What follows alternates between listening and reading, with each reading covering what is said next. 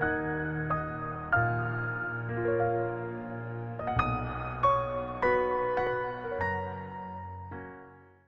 and welcome to Epiphytic Cacti.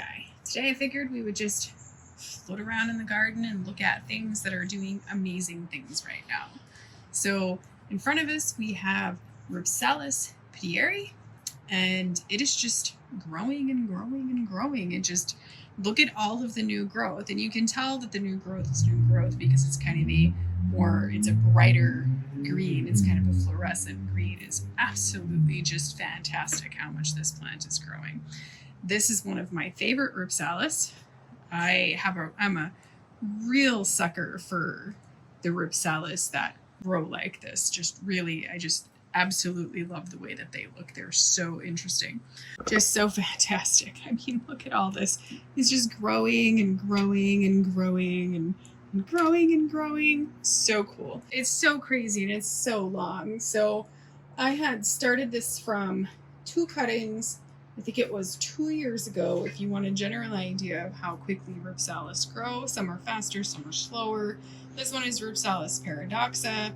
I do not find it to be a slow grower for me. I find it to be very, very fast. Here it is out here, and it's just growing longer and longer and longer. It's probably one of the more popular Rhipsalis because it's a very interesting standout plant. So I have more than one of these. Here's the other one. So, once again, it's growing and growing and growing. See all this new growth. These are 3 new branches, 4 new branches, 3 new branches, just growing more, 3 new branches. Generally, the growth is coming out of the tips. There you can see there's some coming sort of out of the base of the plant. Just really, really a fast grower and so elegant. Here is Rhipsalis paradoxa, subspecies septentrionalis. And what? So I got this plant last year, and I got it as a fairly established plant and everything. And I don't know why I always do. I always make the mistake of believing that certain Rhipsalis are going to grow slowly. And every time it's like they just smack me in the back of the head and are like, I'm a Rhipsalis idiot. I'm going to grow super fast. And that's pretty much what it's done here. It's just new growth, new growth. There's so much new growth coming out of this. And I think it's really interesting, particularly when you see Rhipsalis paradoxa and then you see Rhipsalis paradoxa subspecies septentrionalis back to back like that, because you can see a similarity, but then you can see just a totally generally different growth habit between the two. You can see just how much this one branches. So these branches will only grow to a certain very set kind of length, and then they'll stop growing and they'll produce more branches off of there. So, here you can see these are new branches. These are a little bit more mature branches. This is such a cool plant. Rhipsalis are so cool. We don't know what this is. I know full well that it's sold under, specific names or whatever, but I'm not so sure it's accurate. So we're just going to kind of bypass the name and call it an unknown for now. But whatever the case is, this thing is just like bursting with growth. So it has just been growing like mad like this ever since it was moved outside. And once again, you can always tell the new growth because it's that kind of hyper green. So this has been doing a lot of growing. It's just fantastic. Really cool. Every time I walk out, I look at it and I'm just like, man, that thing is just crazy. Here we have Rhipsalis pacheco-leonis, subspecies catenulata. And this is the one that is so very commonly confused for being some kind of subspecies of Paradoxa, the one they commonly call Paradoxa Minor or whatever. But here you can see this new growth coming out, new growth. There's lots of new little growths coming out here, coming out here, coming out here. We pull the pot down. Whoop. You can see there's some coming out there. We've got new growth shooting out of the top there. This was only 3 rooted cuttings and 2 years old. Rhipsalis are just so cool. Here are some new kids because, I needed them. Okay, I didn't really need these, but they're just some new kids. Just some new little Schlumbergera kids. And then down here I have all of these little grafts that I bought from a dude on eBay. And I bought them because I just was weirdly interested in them, because what they were was Buckleyi crosses with Truncata hybrids. So it was a Buckleyi hybrid cross with a Truncata hybrid. So there was the potential that some of them could come out with more of the kind of Buckleyi type traits. So a little bit more Rhipsalis traits. And I was kind of curious. Plus I was curious because they were grafted. So I mean, I just pretty much bought almost all of the plants he was selling. And some of them are really interesting because of what it was that they were. So it seems as though Schlumbergera hybridizers out there are kind of commonly using it's a variegated Schlumbergera called White Bell. And it seems like there's something strange about that specific plant, that plant's genetics, where it's causing the seedlings to... I want to be really careful about what I'm saying here, because I don't want people to go run out and get White Bell variegated and then start using it for hybridizing under the assumption that it will produce variegated hybrids. This is more complicated than that. What I'm going to say is that it is producing offspring that have white and green on their clades. So it is producing offspring that are technically variegated, but I'm not so sure that the variegation is stable, etc., because, someday I think that maybe we'll get into it and we'll look at these, and that'll be a really interesting kind of topic, because I bought a lot of them. But here's kind of an idea of, I think, some little, where the seedling, you can see that these were micro-grafted, but you can see like the original seedling here was awfully white, and then you can see something's kind of going on here. Now, I want to be very careful, because like I said, this might actually just totally revert. It might be completely unstable. It shouldn't really be this white. It may always only produce tons of white clades. That's not ideal. That means it would always have to be grafted because it can't survive on its own. But I also thought it was neat because these were grafted on Schlumbergera. Here are some other new kids. There are some species in there that I have, some Rhipsalis species. There is a lot of different clones of Rhipsalis flacosa, because I'm obsessed with Rhipsalis flacosa. A couple of hybrids. There's some kind of really unusual, I think, rare Rhipsalis floating around in there, and some really common ones. Sometimes I like to just buy common ones because I'm comparing them to some other common ones, kind of an odd thing. Anyway, here is also absolutely beautiful. This would be the Disocactus species, salvadorensis. So that's rooted, and hopefully it starts growing soon. Also incredibly exciting, right? This is pretty crazy. So the Disocactus hybrid, Chiba Lovely Dawn. It's quite possibly the most famous hybrid of all of the hybrids. I mean, yeah, it's pretty darn famous and used widely in hybridizing. So that bud is about to open. Behind here, we see a whole lot of seedlings. They are seedlings that I separated out. I have some seedlings that I'm kind of obsessed with, particularly these. This one. This would be a Falcino fairy. And I'm just kind of obsessed with, I'm obsessed with the offspring of these Falcino hybrids. I'm obsessed with the little plants. Here we have lots of other seedlings doing seedling things. I don't really think that we're going to be able to see it, but Weberosirius phryngiorum and Weberosirius bradii, they're budding, so hopefully they make it to bloom. I'm so excited about that. Here we have my sweet dragon heart plant.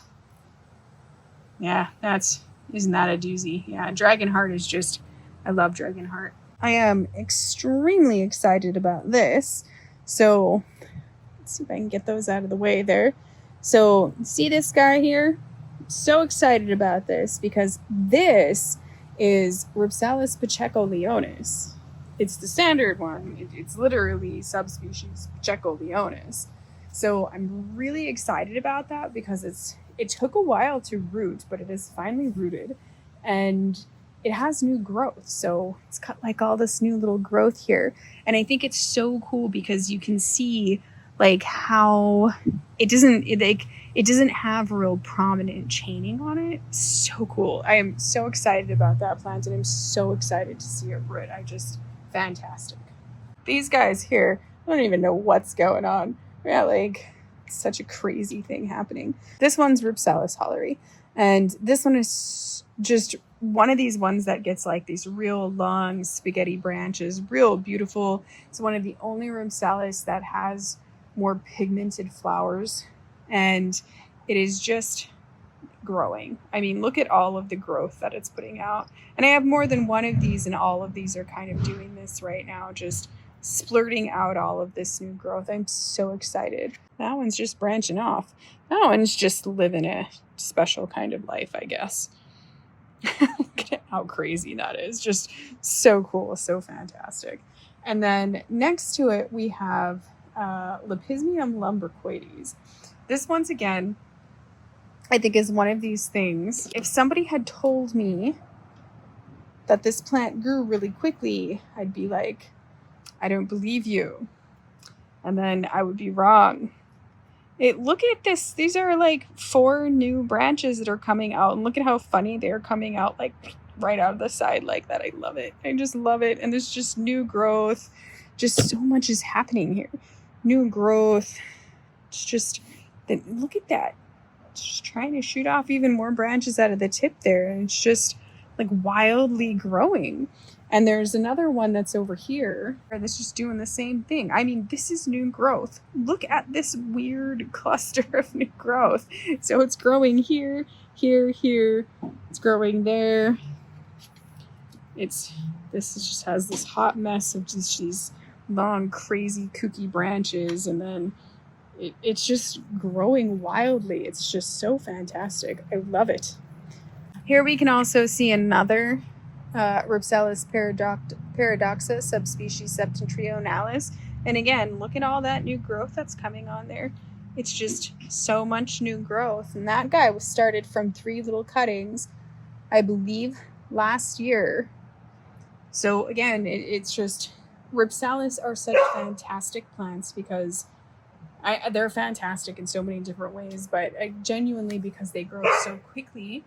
And they just turn into these massive, gorgeous plants. Here we have, which is Rhipsalis neves-armondii form megalantha.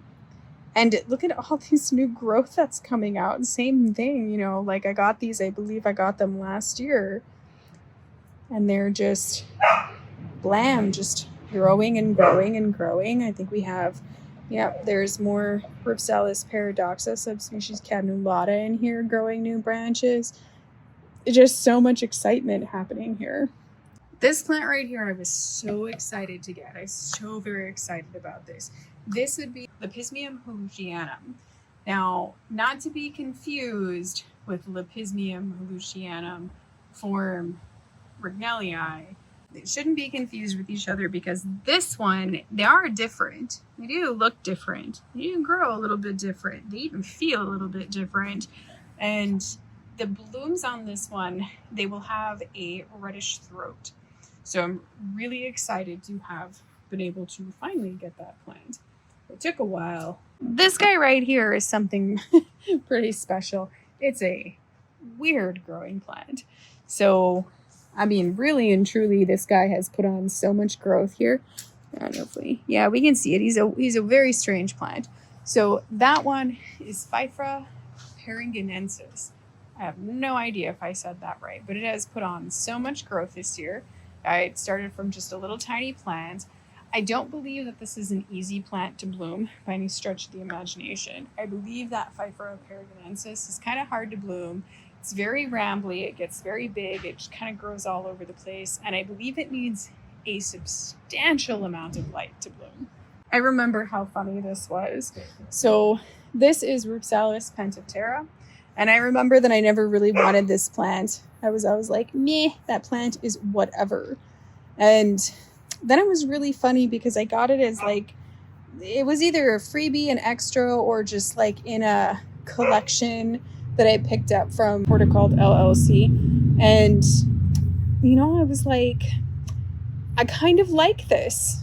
And I genuinely just, it grew on me very quickly. So if you were ever kind of on the fence about this one, or you were like, I don't really know. No, it's a pretty fantastic plant. And it's just shocked me. Look at all this growth this thing put on. It just shocked me. It just bursts out with like crazy growth like this, just wherever it wants. It seems to kind of do it, but no, it just does it wherever it wants, kind of at the joints, but also kind of wherever it wants. I have so much Rhipsalis flacosa. It is unreal, but it did a lot of growing this year. Look at how shiny. So pretty. It's so stiff because it has just been non-stop raining here. The hummingbirds are just in love with my garden right now. The hummingbirds love the Rhipsalidopsis flowers. They really like them, and they just come over and they basically stick their faces in there. The bees do it too, and then they end up traveling from plant to plant, and then they end up pollinating the other plants. So this will be really interesting because I am very, very, very into Rhipsalidopsis. I really think that Rhipsalidopsis are just this underdog epiphytic cacti for reasons that they shouldn't be, because Rhipsalidopsis hybrids, or just Rhipsalidopsis species just in general, have longer lasting flowers than any other epiphytic cacti. So they really should have been hybridized more. You know, and I think I'm really kind of into the idea of hybridizing them quite a bit right now.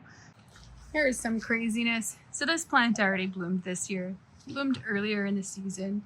And here it is, covered with buds again.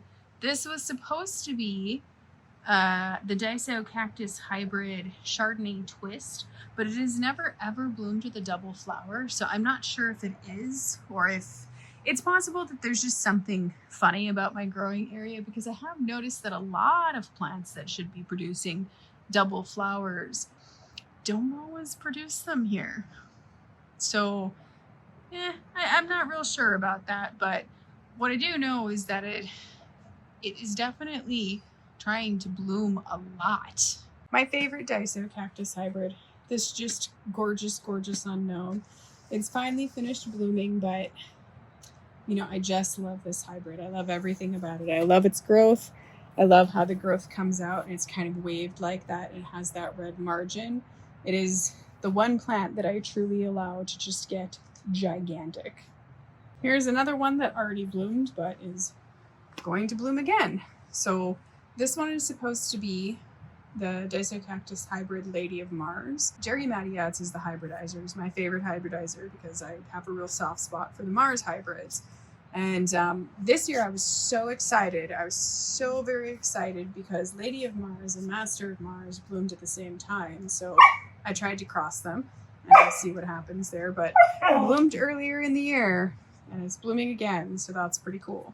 So here we have a different plant. That is the Disocactus hybrid Lady of Mars. And this one I thought was really, really interesting because I had a conversation with someone once where I showed them Lady of Mars having this beautiful yellow midstripe, and they legitimately told me I have never seen Lady of Mars ever look like that. Well, it looks like that. So there is, you know, to the T here. We have the white flower, the yellow midstripe, the plum throat. Everything about this hybrid is just fantastic. Truly one of my absolute favorites.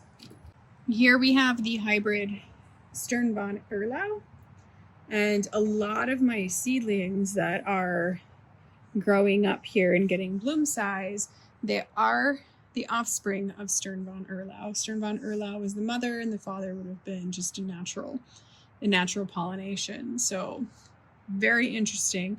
This has been used in hybridizing a lot. You know, the colors on it, like, I mean, you can see they're just fantastic. It's just a fantastic hybrid, just gorgeous. Here we have some of my seed pods doing their seed pod things. I have a few in there. Back there is that is a bud on yellow tang, so I think we're gonna get to see that one. Here we have two plants that I just really love. So left side we have the hybrid that is Marie Joyce. It's an unregistered hybrid, I believe, hailing from Australia. I love that hybrid.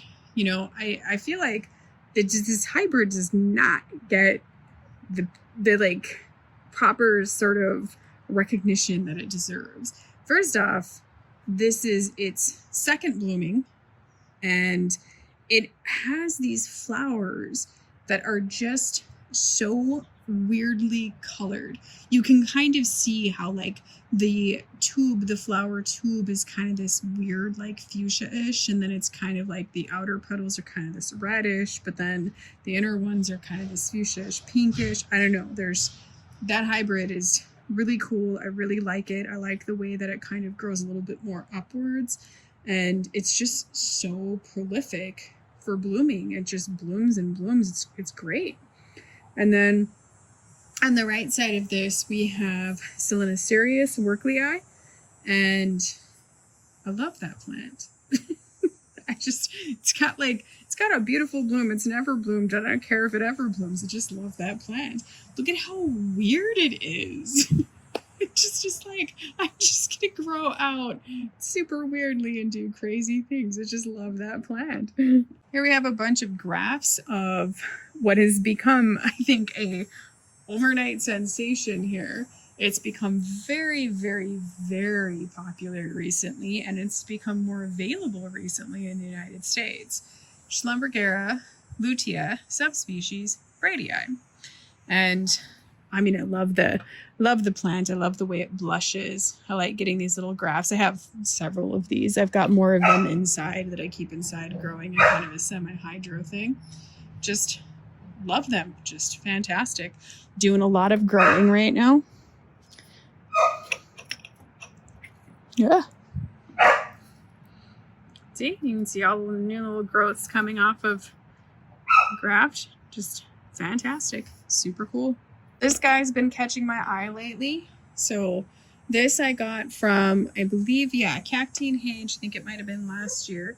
And this one is Rhipsalis Pachiptera, but it is kind of a weird one. It's kind of different. It's kind of got very, very, very violet margins. And if you put it in a lot of sun, it gets very violet, like very, very violet. But in my experience inside, when I put it in a south-facing window over the winter time, it actually got mad. So I moved it away from the light a little bit, and then it was fine. And you can see it's just putting off lots of new growth here. Lots and lots of new growth. I knocked one off today, and I was pretty mad about it, but just fantastic. Just absolutely catching my eye. Love it. Love seeing it grow. Loads of Schlumbergera over here. And I don't know if I think I talked about it. Yeah, I talked about it earlier, is that my interesting and overwhelming sort of fondness for the Buckleyi type hybrids, you know, the ones that pick up the genetics a little bit more from Russelliana. I like the flowers a lot more. I like the clades a lot more. I like the plants a lot more just in general than I do the Truncatas. I like them more even than I like the queens.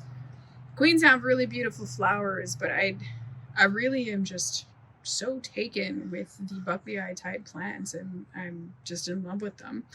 And this one here is a new hybrid that I got this year. I was really excited to get that. I have several Buckleyi type hybrids. And, you know, actually the guy that I got a lot of those grafted sort of Buckleyi crosses from, the Buckleyi hybrid crosses with the Truncata crosses, I ended up sending him just a ton of the Buckleyi hybrids that I had, the Buckleyi type hybrids that I had for his hybridizing. It was really fun. We kind of did this like fun little trade, and I managed to get the species Rhipsalis Gardneri from him, and it was just fantastic. Wonderful experience just all around. I just thought it was so fun. But I do kind of want to talk a little bit about this plant. For a long time, I've hated this plant. It is Schlumbergera Kristen Aurea Variegata. Now, Aurea Variegata really just means yellow variegated, as opposed to like the plant that's next to it, which is a white variegated. So that's what Aurea means, yellow. All I have done is struggled with this plant. I've had more than one. I've had larger ones. And for whatever reason, the moment that I move it indoors, it just tanks. It's been an awful, horrible plant. Added to that, and I know that this is probably a terrible thing to say, but I also thought the plant was ugly. So, and maybe that's why it decided it hated me, because I thought it was ugly. It just, that yellow variegated thing on this plant and the kind of weird hypergreen clades, it actually just kind of looked like maybe a little sickly to me or something. And I just was not a huge fan of it. However, interestingly enough, I've had this little ugly plant for, I don't know, maybe like 2 years or something. And there's something changing about it. Something is different. The way that it's growing is a little bit different. And the variegation on it seems a little bit different than what it has looked like in the past. And it's become more interesting. So it grows. You can see like when the clades come out, they start out, they're kind of this like bright reddish, and then they kind of turn orange, and then they turn yellow, and then they turn green. Except for these ones didn't do that. These ones actually have what looks like genuine variegation on them. So I thought that was really interesting, and I'd never seen that before on this plant, but I also caught it down here where it had like this green, and then it all of a sudden was kind of shifting and turning into whatever that kind of hyper green is, and it's on this clade too. And so it's growing on me. It's kind of changing a little bit, and it's becoming more interesting. And I think, you know, it's outside right now, so it's doing really well, but I also invested in some grow lights that I can keep upstairs, some really good high quality ones. So we'll see. This would be white bell variegated. And so that's the one that I'm talking about, that they're kind of using for, I've noticed an uptick, I think, in them using it for hybridizing, and because for some reason, something about the genetics is getting passed through. And that is something real that I do want to note. I'm not saying that for sure about this plant, because I don't know from experience. But one thing that I do know is that a way to get a variegated plant is honestly through genetics. So technically, these guys, if you use them for hybridizing, there is a potential to eventually get a stable variegated Schlumbergera out of them, seedling, naturally. So that's something to kind of note. But something about that guy is throwing a lot of sort of white or variegated looking seedlings. And I also, this has been kind of a weird thing for me, because I think, you know, I notice this on the plant sometimes, that this one right here is super famous, because that one right there is Madam Butterfly. So that is the super famous, very well known, and probably first variegated epiphytic cacti. And it would have been a sport, because there is in fact a Madam Butterfly. So it would have sported off that, which is just a natural mutation. And so you can see that there is a very natural appearance to this plant. And you can see that there is something strange about white bell. Every time I look at it, I'm like, there is something very strange and different about the variegation on this plant. There's just something different and a little bit odd about the way that it variegates. I'm not saying that it's not natural. There is a white bell. This would have been a sport from that white bell, but there is just something very unusual about the way that it presents its variegation. So, but they're all growing really, really well. A couple of new additions to my collection recently would be these lovely guys. So these are actually Buckleyi type hybrids, variegated Buckleyi type hybrids. Very excited. I've got a handful of those now. There's a real famous one that, oh, I forgot its name. Variegated Norris. So if you're trying to find a variegated Buckleyi type, Variegated Norris is the name of the one that I know. I'm going to give a shout out to this guy. I've always been very enamored with this particular species. This is Epiphyllum thomasanium, and we don't really talk about Epiphyllum too much, the genus, the true genus Epiphyllum too much on this channel. I do have a handful of them. It's not a genus that I collect too much out of, but Epiphyllum thomasanium is one that I've always been enamored with, right out of the gate from the very first time I saw it. It's the plant I'm enamored with. So look at these clades. Look at the way that they grow. They're like funny and rounded, and they have a totally different texture. They're just really cool. So yeah. I hope that you've enjoyed looking at some of the cool stuff with me. Thank you for watching, and happy cacti growing.